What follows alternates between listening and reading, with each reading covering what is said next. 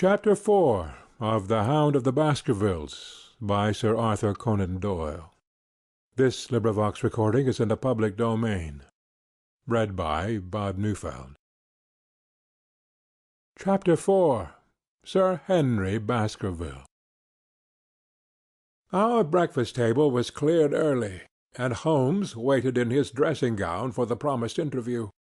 Our clients were punctual to their appointment, for the clock had just struck 10 when Dr. Mortimer was shown up, followed by the young baronet. The latter was a small, alert, dark-eyed man, about 30 years of age, very sturdily built, with thick black eyebrows and a strong, pugnacious face.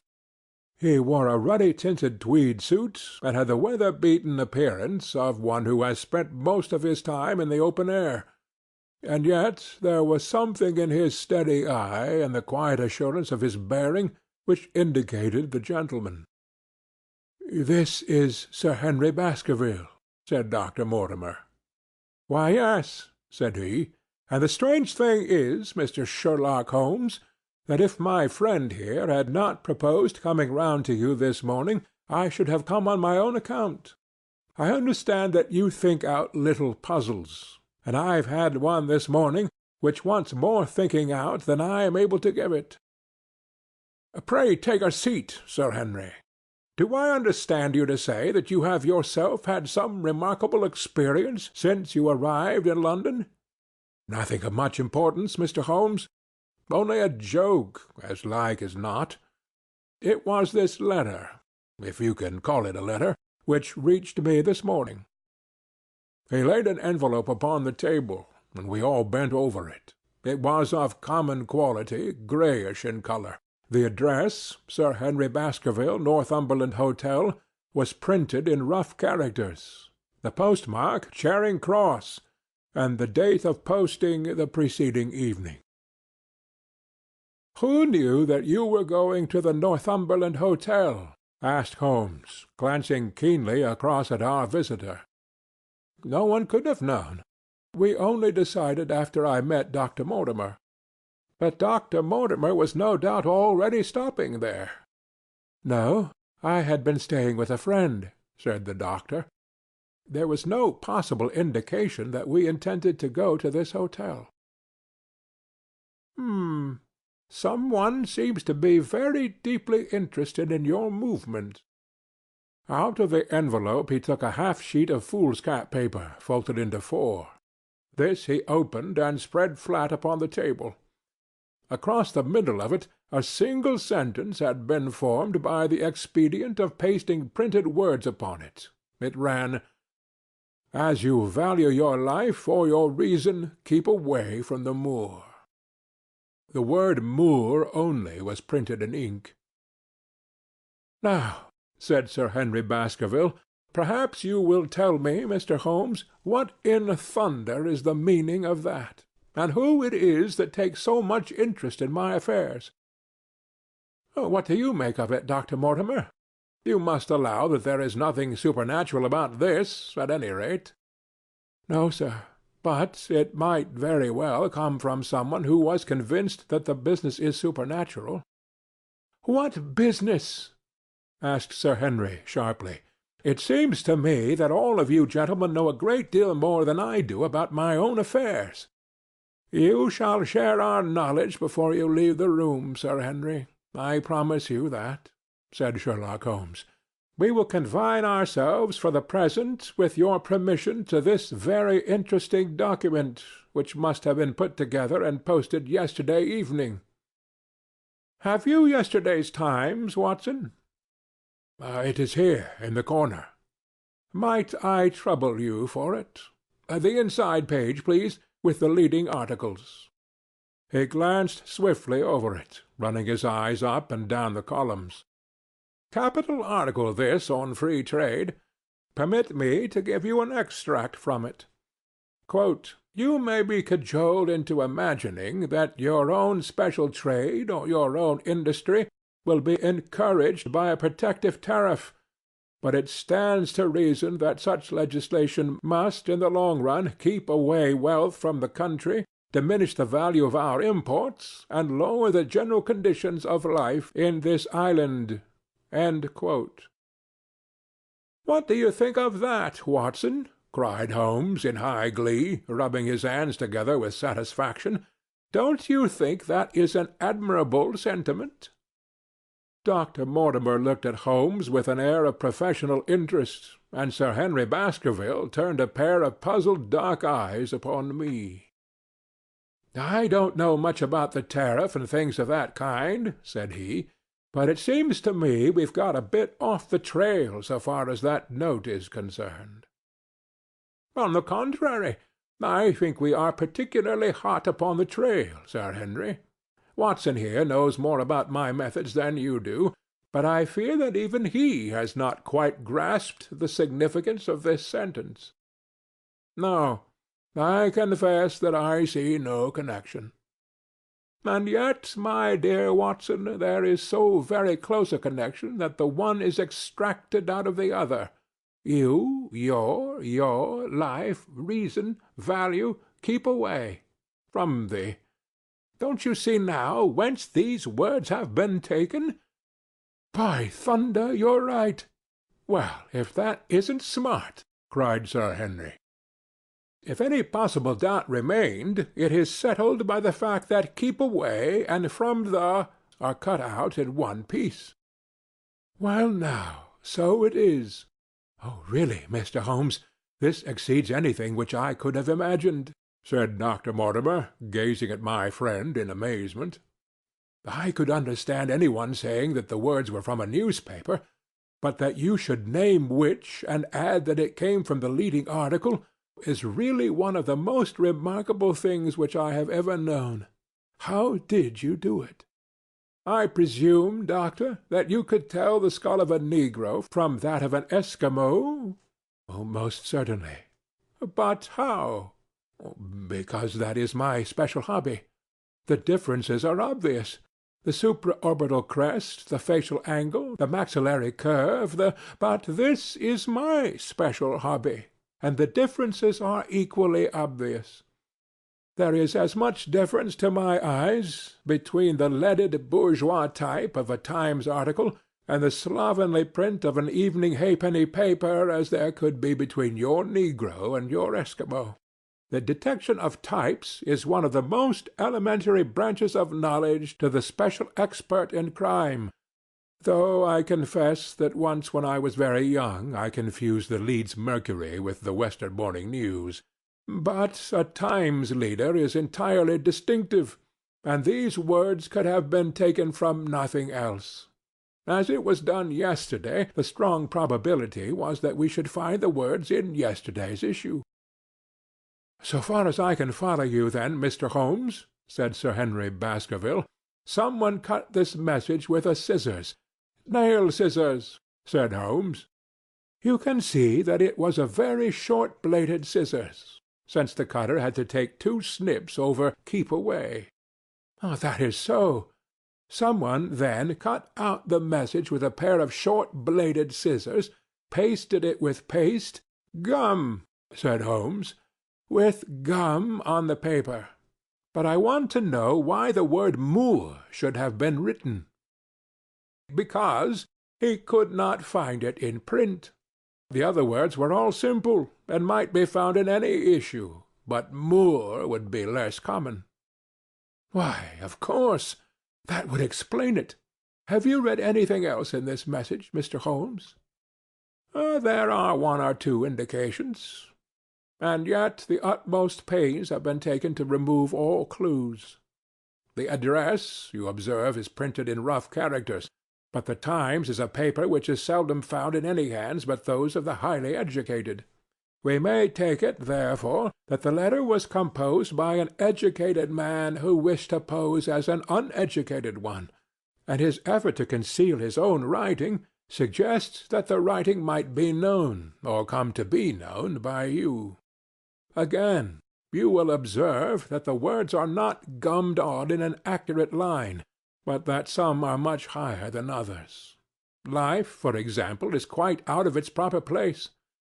That may point to carelessness, or it may point to agitation and hurry upon the part of the cutter. On the whole, I incline to the latter view, since the matter was evidently important, and it is unlikely that the composer of such a letter would be careless. If he were in a hurry, it opens up the interesting question why he should be in a hurry, since any letter posted up to early morning would reach Sir Henry before he would leave his hotel. Did the composer fear an interruption, and from whom? "We are coming now rather into the region of guesswork," said Dr. Mortimer. "Say rather into the region where we balance probabilities and choose the most likely. It is the scientific use of the imagination, but we have always some material basis on which to start our speculation.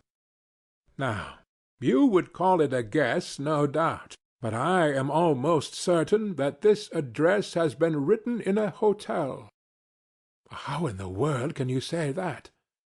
"If you examine it carefully, you will see that both the pen and the ink have given the writer trouble. The pen has spluttered twice in a single word, and has run dry 3 times in a short address, showing that there was very little ink in the bottle. Now, a private pen or ink bottle is seldom allowed to be in such a state, and the combination of the two must be quite rare.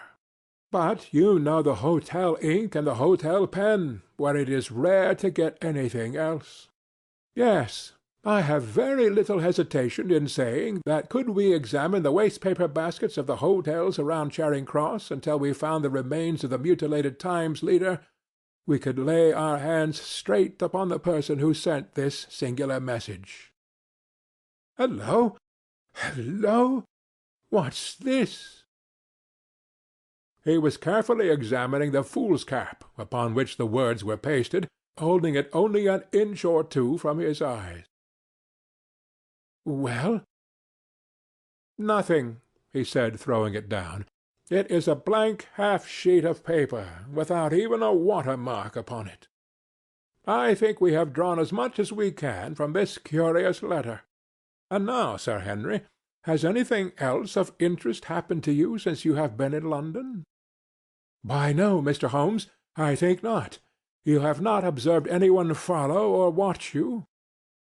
"I seem to have walked right into the thick of a dime novel," said our visitor. "Why in thunder should any one follow or watch me?" "We are coming to that. You have nothing else to report to us before we go into this matter?" "Well, it depends upon what you think worth reporting." "I think anything out of the ordinary routine of life well worth reporting." Sir Henry smiled. "I don't know much of British life yet, for I have spent nearly all my time in the States and in Canada. But I hope that to lose one of your boots is not part of the ordinary routine of life over here." "You have lost one of your boots?" "My dear sir," cried Dr. Mortimer, "it is only mislaid. You will find it when you return to the hotel. What is the use of troubling Mr. Holmes with trifles of this kind?"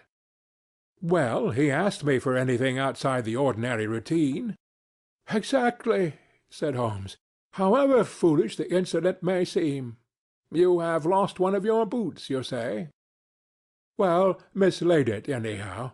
I put them both outside my door last night, and there was only one in the morning. I could get no sense out of the chap who cleans them. The worst of it is that I only bought the pair last night in the Strand, and I have never had them on." "If you have never worn them, why did you put them out to be cleaned?" "They are tan boots, and had never been varnished. That is why I put them out." "Then I understand that on your arrival in London yesterday you went out at once and bought a pair of boots." "I did a great deal of shopping. Dr. Mortimer here went round with me. You see, if I am to be squire down there I must dress the part, and it may be that I have got a little careless in my ways out west. Among other things I bought these brown boots, gave $6 for them, and had one stolen before ever I had them on my feet." "It seems a singularly useless thing to steal," said Sherlock Holmes. "I confess that I share Dr. Mortimer's belief that it will not be long before the missing boot is found."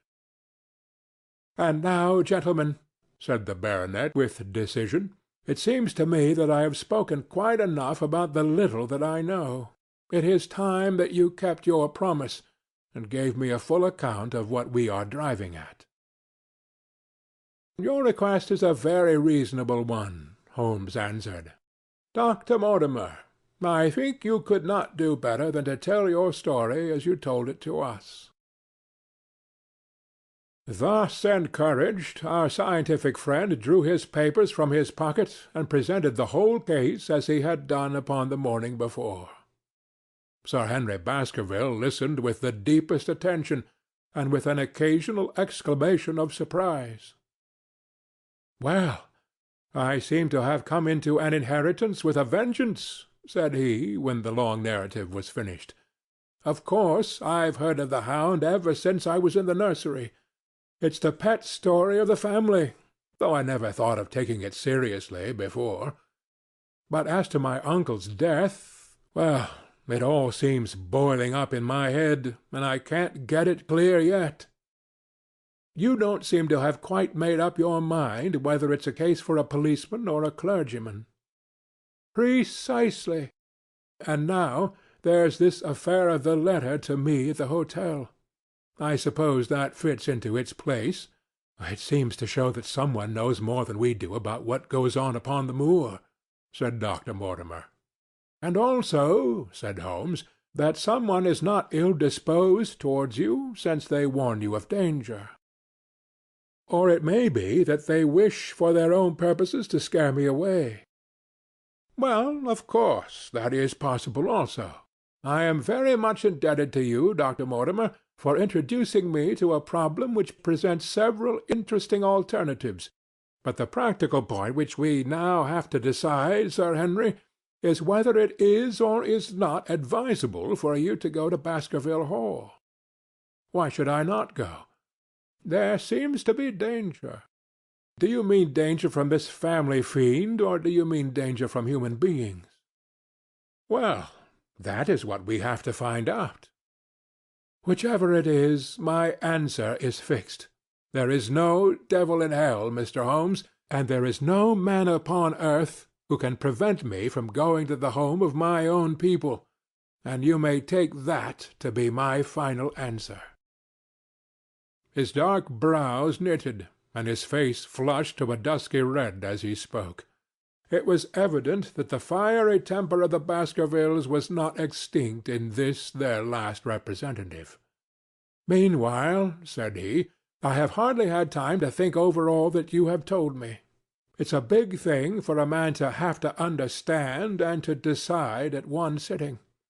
I should like to have a quiet hour by myself to make up my mind. Now, look here, Mr. Holmes. It's 11:30 now, and I am going back right away to my hotel. Suppose you and your friend Dr. Watson come round and lunch with us at 2. I'll be able to tell you more clearly then how this thing strikes me." "Is that convenient to you, Watson?" "Perfectly." "Then you may expect us. Shall I have a cab called?" "I'd prefer to walk, for this affair has flurried me rather." "I'll join you in a walk with pleasure," said his companion. "Then we meet again at 2 o'clock. Au revoir, and good morning."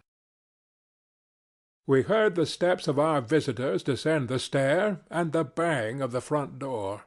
In an instant Holmes had changed from the languid dreamer to the man of action. "Your hat and boots, Watson! Quick! Not a moment to lose!" He rushed into his room in his dressing-gown, and was back again in a few seconds in a frock-coat. We hurried together down the stairs and into the street. Dr. Mortimer and Baskerville were still visible about 200 yards ahead of us in the direction of Oxford Street. "Shall I run on and stop them?" "Not for the world, my dear Watson. I am perfectly satisfied with your company, if you will tolerate mine. Our friends are wise, for it is certainly a very fine morning for a walk." He quickened his pace until we had decreased the distance which divided us by about half. Then, still keeping 100 yards behind, we followed into Oxford Street, and so down Regent Street. Once our friends stopped and stared into a shop window, upon which Holmes did the same. An instant afterwards he gave a little cry of satisfaction, and following the direction of his eager eyes, I saw that a hansom cab, with a man inside, which had halted on the other side of the street, was now proceeding slowly onward again. "There's our man, Watson. Come along. We'll have a good look at him, if we can do no more." At that instant I was aware of a bushy black beard and a pair of piercing eyes turned upon us through the side window of the cab. Instantly the trap-door at the top flew up, something was screamed to the driver, and the cab flew madly off down Regent Street. Holmes looked eagerly round for another, but no empty one was in sight. Then he dashed into wild pursuit amid the stream of the traffic, but the start was too great, and already the cab was out of sight. "There now," said Holmes bitterly, as he emerged panting and white with vexation from the tide of vehicles.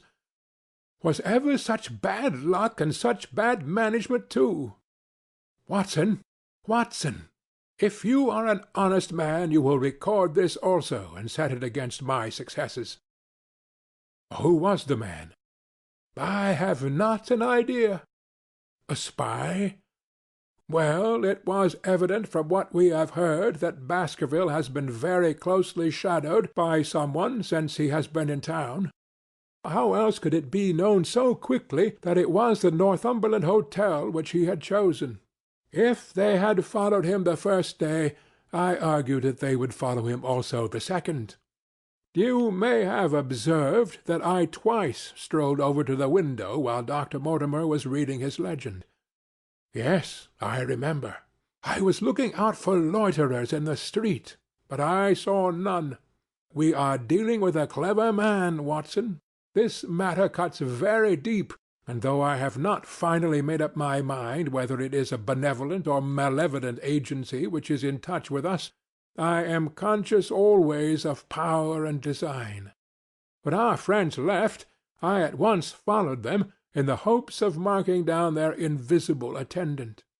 So wily was he that he had not trusted himself upon foot, but he had availed himself of a cab so that he could loiter behind or dash past them, and so escape their notice. His method had the additional advantage that if they were to take a cab he was all ready to follow them. It has, however, one obvious disadvantage. It puts him in the power of the cabman. Exactly. What a pity we did not get the number. My dear Watson, clumsy as I have been, you surely do not seriously imagine that I neglected to get the number. Number 2704 is our man. But that is no use to us for the moment. I fail to see how you could have done more. On observing the cab, I should have instantly turned and walked in the other direction. I should then at my leisure have hired a second cab, and followed the first at a respectful distance, or, better still, have driven to the Northumberland Hotel and waited there. When our unknown had followed Baskerville home, we should have had the opportunity of playing his own game upon himself, and seeing where he made for. As it is, by an indiscreet eagerness, which was taken advantage of with extraordinary quickness and energy by our opponent, we have betrayed ourselves and lost our man. We began sauntering slowly down Regent Street during the conversation, and Dr. Mortimer with his companion had long vanished in front of us. "There is no object in our following them," said Holmes. "The shadow has departed, and will not return. We must see what further cards we have in our hands, and play them with decision. Could you swear to that man's face within the cab?" "I could swear only to the beard." "And so could I. from which I gather that in all probability it was a false one. A clever man upon so delicate an errand has no use for a beard save to conceal his features. Come in here, Watson." He turned into one of the district messenger offices, where he was warmly greeted by the manager. "Ah, Wilson, I see you have not forgotten the little case in which I had the good fortune to help you." "No, sir, indeed I have not. You saved my good name, and perhaps my life." "My dear fellow, you exaggerate. I have some recollection, Wilson, that you had among your boys a lad named Cartwright, who showed some ability during the investigation." "Yes, sir, he is still with us." "Could you ring him up?" "Thank you. And I shall be glad to have change of this £5 note." A lad of 14, with a bright keen face, had obeyed the summons of the manager. He stood now gazing with great reverence at the famous detective. "Let me have the hotel directory," said Holmes. "Thank you. Now, Cartwright, there are the names of 23 hotels here, all in the immediate neighborhood of Charing Cross. Do you see?" "Yes, sir." "You will visit each of these in turn." "Yes, sir." "You will begin in each case by giving the outside porter 1 shilling. Here are 23 shillings." "Yes, sir." "You will tell them that you want to see the waste paper of yesterday. You will say that an important telegram has miscarried, and that you are looking for it. You understand?" "Yes, sir." "But what you are really looking for is the centre page of the Times, with some holes cut in it with scissors. Here is a copy of the Times. It is this page. You could easily recognize it, could you not?" "Yes, sir." "In each case the outside porter will send for the hall porter, to whom also you will give 1 shilling. Here are 23 shillings. You will then learn in possibly 20 cases out of the 23 that the waste of the day before has been burned or removed. In the 3 other cases you will be shown a heap of paper, and you will look for the page of the Times among it. The odds are enormously against your finding it. There are 10 shillings over in case of emergencies. Let me have a report by wire at Baker Street before evening. And now, Watson, it only remains for us to find out by wire the identity of the cabman, number 2704, and then we will drop into one of the Bond Street picture galleries and fill in the time until we are due at the hotel. End of Chapter 4